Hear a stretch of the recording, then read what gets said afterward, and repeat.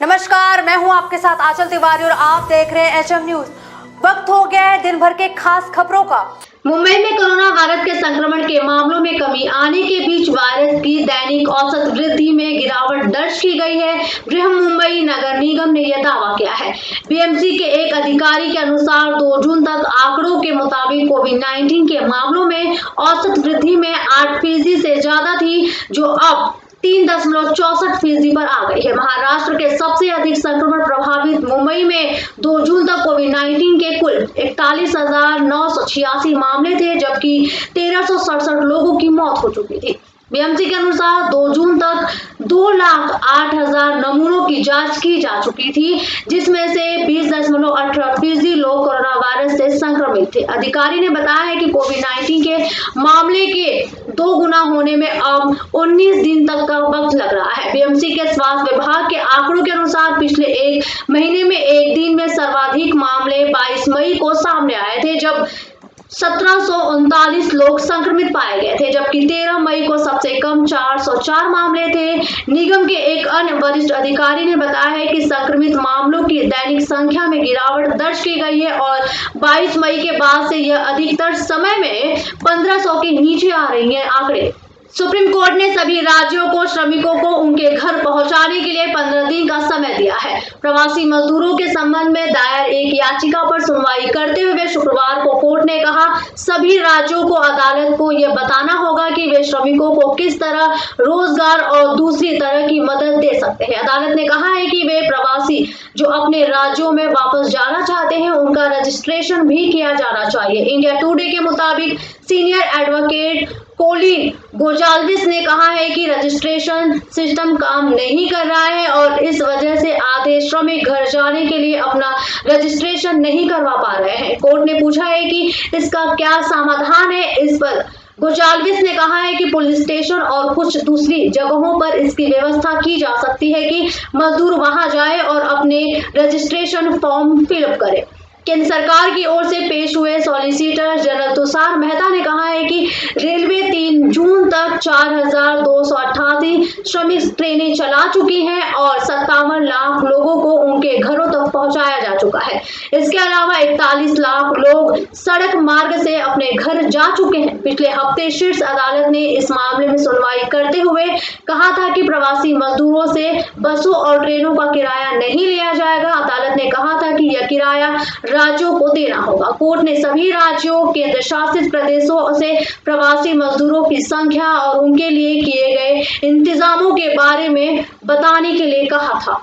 चक्रवाती तूफान निसर्ग महाराष्ट्र के तटीय इलाकों में तबाही मचाने के बाद गुजर चुका है। चक्रवात के कारण अब तक 8 लोगों के मौत की बात कही जा रही है, वहीं संपत्ति का भी भारी नुकसान हुआ है। तूफान आने के 48 घंटे यानी आज शुक्रवार को सूबे के मुखिया उद्धव ठाकरे अपने बेटे आदित्य ठाकरे के साथ हालात का जायजा लेने पहुंचे। यहां उन्होंने हुई स्थितियों का जायजा लिया। इसके साथ ही उन्होंने 100 करोड़ रुपए के आपातकालीन राहत पैकेज की भी घोषणा की। इसके अलावा उन्होंने रायगढ़ जिले में चक्रवात निसर्ग से हुई क्षति की तत्काल जांच के आदेश भी दे दिए हैं। आपको बता दें कि रायगढ़ में तूफान कई लाख घरों को नुकसान पहुंचा चुका है, जबकि लगभग 13,000 कच्चे घर मिट्टी में मिल गए हैं। 10,000 से अधिक पेड़ उखड़ गए हैं। हजारों बिजली के खंभे, 14 विद्युत सबस्टेशन और 1,962 ट्रांसफार्मर, 500 मोबाइल टावर गिर गए हैं।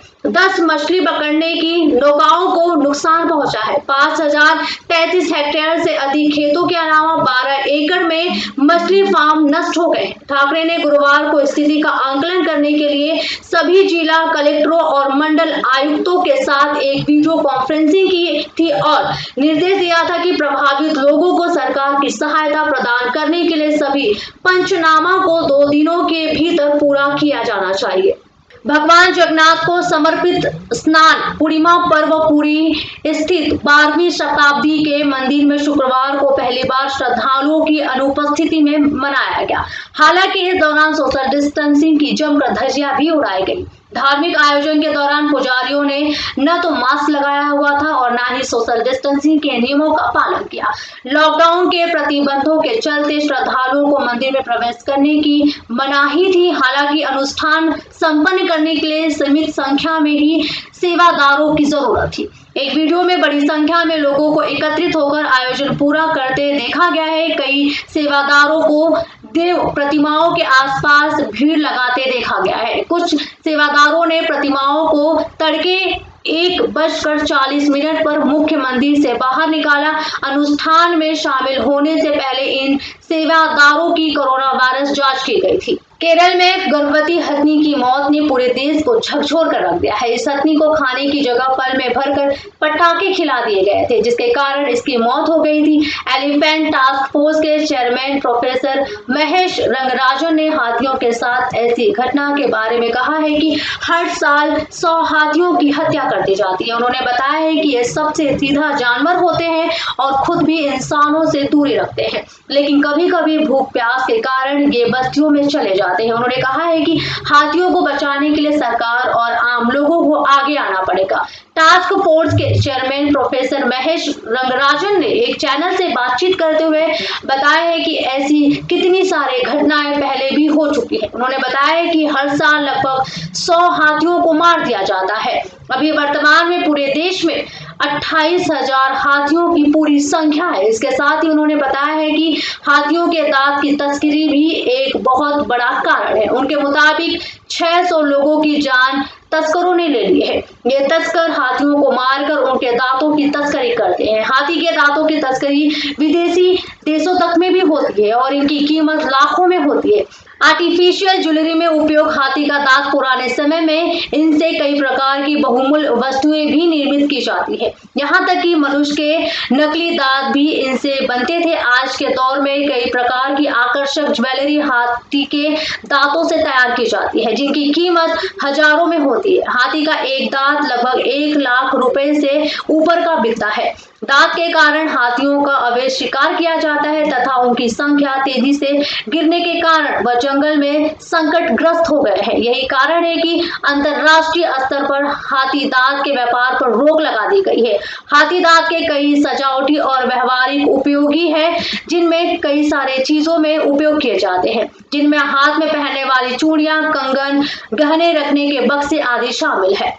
अगर आपको हमारी न्यूज अच्छी लगे तो वीडियो को लाइक करें, चैनल को सब्सक्राइब करें और बेल आइकॉन दबाना बिल्कुल भी ना भूलें, जिससे कि आपको देश और दुनिया की सारी खबर मिलती रहे।